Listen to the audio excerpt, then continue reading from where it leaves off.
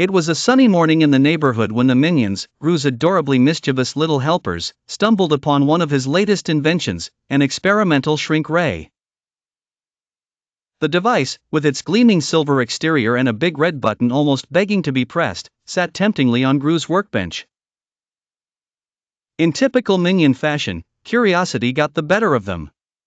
Kevin, the leader, cautiously walked over to the shrink ray, followed closely by Stuart and Bob, who energetically bounced behind him.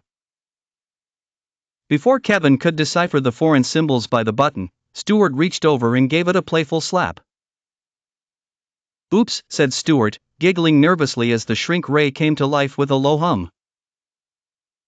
The entire block shuddered, a ripple of energy cascading outwards from Gru's workshop, enveloping the whole neighborhood in a shimmering wave.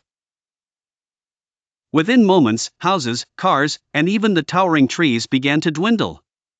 Pets wandering the streets became pint-sized companions, and the once towering fences became mere hurdles. Realizing the trouble they were in, Kevin declared, "We have to fix this, pronto. Before Gru finds out." And so, began the minions' frantic escapade to reverse their gigantic blunder. As tiny bicycles rolled past them and a miniature flock of birds chirped overhead, the trio devised a plan. First, they retraced their steps to the workshop. Here, they discovered the now gigantic instruction manual lying next to the shrink ray. "How can anyone read this?" complained Bob, attempting to flip the massive pages. Kevin took charge, asserting, "Maybe we can make it big again by pressing the button backward." Thus began the task of getting the shrink ray to reverse its effects.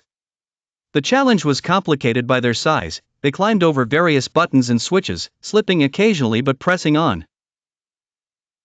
Meanwhile, other minions in the neighborhood were having adventures of their own.